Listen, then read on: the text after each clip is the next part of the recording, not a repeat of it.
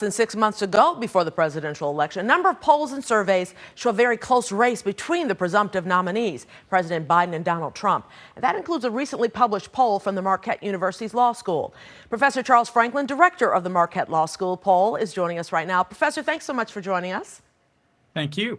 Before we get to the actual numbers, let's talk a little bit about this hush money trial, Donald Trump's hush money trial, where our closing arguments are still underway at this hour.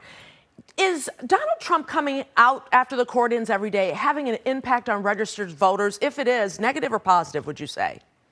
We haven't seen any real movement since the trial began in terms of favorability to Trump or his standing in the polls. People are paying a lot of attention. We found 65% said they'd heard or read a lot about the trial. That's quite high compared to other issues. So the numbers you're showing here, and if we can put them back up again, if he's found guilty or not guilty, that will affect the outcome of this race, you think, according to your poll? For the hypothetical, we asked, suppose it turns out that Trump is found guilty. Half of the people got that question, and how would you vote? The other half got, suppose it turns out that he's found not guilty. How would you vote? In the guilty scenario, Biden leads by 4 points. In the not guilty scenario, Trump leads by 6 points. So a mid-single digit effect either way, helping Biden if it's a guilty verdict, helping Trump if it's not guilty. But they are very close. Those numbers are super close.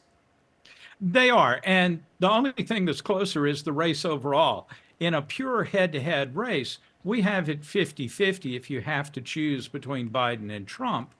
And when it's a five-way race, we have Trump ahead by 3, and the third-party candidates getting a whopping 23% of the vote altogether. So it's a close race no matter how you look at it. The hypothetical effects could move it by more than the margin between the candidates. On the other hand, that's a hypothetical question. And, in a week or 2 or 3, we'll actually know the verdict, and we'll know whether polling has in fact shifted, or whether our hypothetical captured the amount of shift at all. And we should point out, the polling took place May 6th through the 15th, so things could change dramatically, right? Certainly. That was during the trial, but before most of Michael Cohen's testimony. And this was a national sample of registered voters.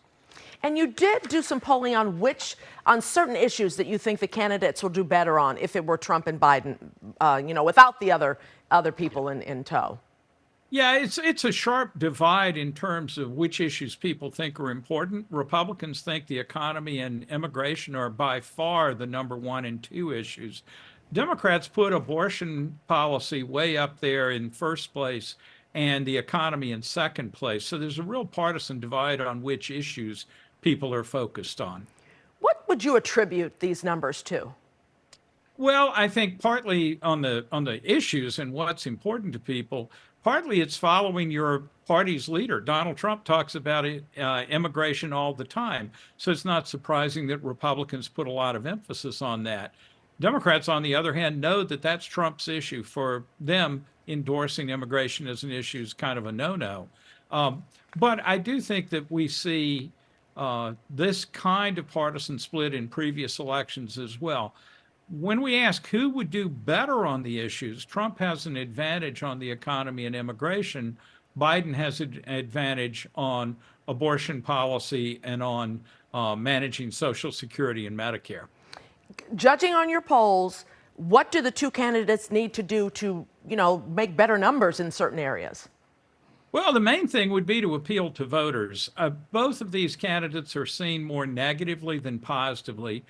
Biden, it's 21% more unfavorable than favorable. Trump, it's 17% more unfavorable than favorable.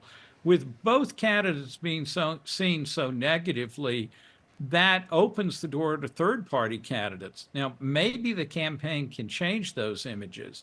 The other thing is each of them have their own defects as candidates. Biden is seen as too old. Trump is seen as corrupt. So that kind of keeps the race close simply because each candidate has some strengths and some real weaknesses.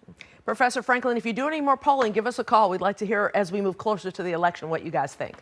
I think we will. All right. Good talking to you. Same Thank here. you much. Take care. Bye-bye.